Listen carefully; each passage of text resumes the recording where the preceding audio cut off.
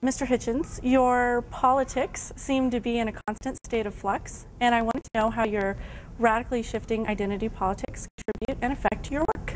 Thank you. Identity politics, I don't think I have any of.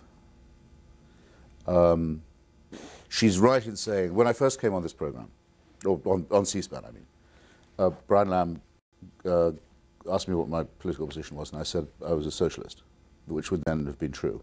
And he looked politely incredulous about this. And every time I came on subsequently, he would always say, "Are you still a socialist?" And I would always say, "Yes, I am," more or less determined as time went by not to let him, you know, have the satisfaction of hearing me say no. There did come a time when I was writing my book, which I see you've kindly got here, Letters to a Young Contrarian, when I found that that definition had slipped away from me somehow. It didn't mean anything to me anymore. And I stopped saying it. This is about 10 years ago by now.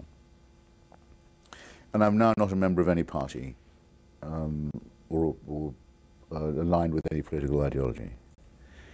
And I don't think I ever will be again. But I don't know if that's necessarily flux to be an independent.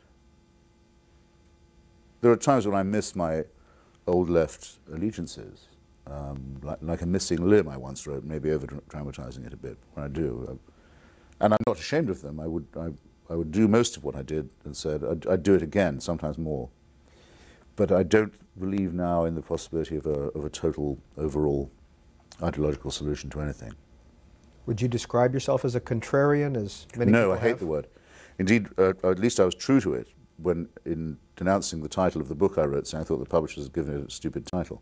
But there should be a word for someone who, there isn't, unfortunately, who is an independent person of perhaps radical temper, who prizes the idea of thinking for himself. It would be nice if we had a word for it. Contrarian isn't it, because contrarian would suggest that one went around looking for fights to get publicity, and I don't think actually even my worst enemy would say that about me. Anyway, the hell with them if they did. I want to read an entire chapter from Letters to a Young Contrarian. Okay.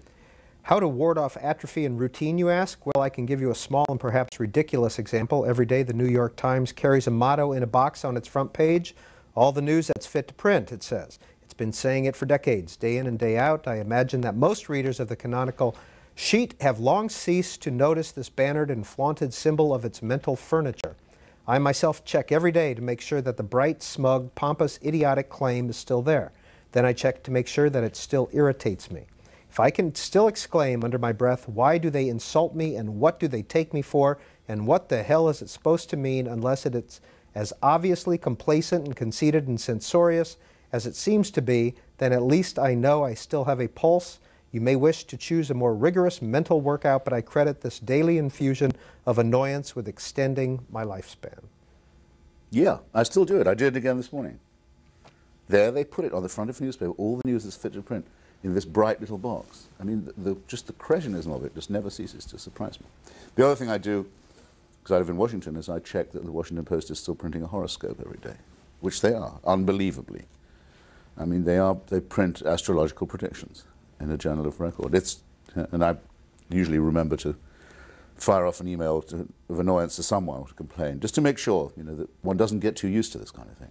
How often do you fire off that email? Oh, in my mind all the time. I don't want to get like, there's a wonderful Saul Bellow novel called Herzog, about a slightly crazed old gentleman called Moses Herzog, who just can't stop writing letters of complaint. They're brilliantly written, which is the point of the book, but you don't want to end up like Herzog does. We touched on this, but I want to come back to it via an email by Matt Poundstone of Denver, Colorado. There's a page in your book, God is Not Great, in which you appear to console the faithful whose beliefs you are shaking to the core with your own experience of becoming disillusioned with Marxism. From this passage, it sounds as though you really lost your faith later in life as a leftist rather than in the green fields with your teacher as a boy.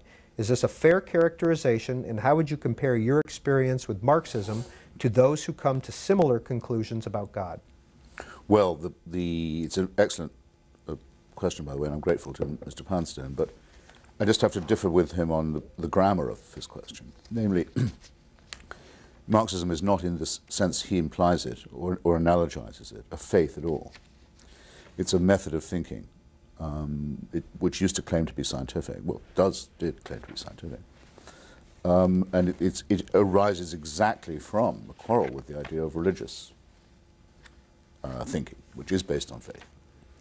So it just isn't to be compared with a religion. Of course, the communist systems and parties were sometimes compared to churches because of the way they evolved, the dogmas that they assumed, the witch hunts that they carried out, the heresies that they condemned, the miracles, mainly economic, that they claimed to have created, and so forth. And there's some truth to that. But I never had any illusion in that to lose. It's just that I found in the end that the word socialists didn't describe a thinkable future to me anymore. It wasn't a crisis of faith or a dark night of the soul. Honolulu, you're on with Christopher Hitchens. Yes, good morning. It's very excited to talk with you this morning.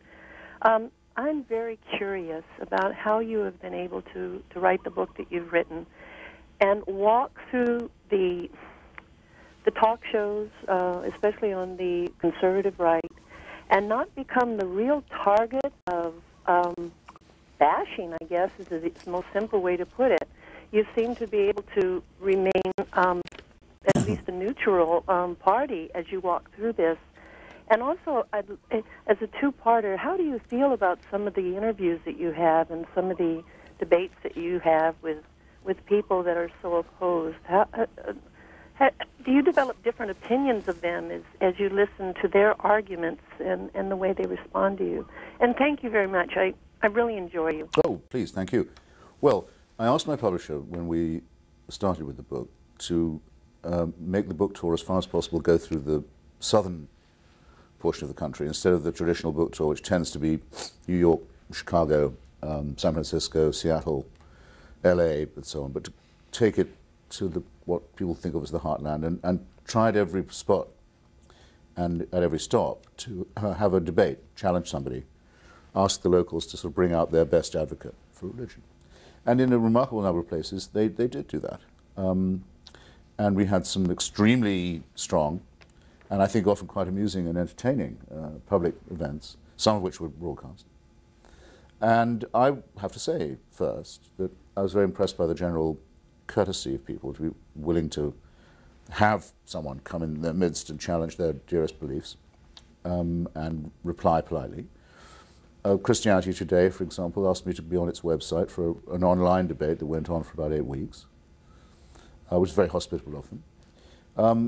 And Hugh Hewitt, who is probably the conservative host you have in mind, or was one of them, has had me on for a very, very long time, 2 hours, perhaps 3, with, in one case, a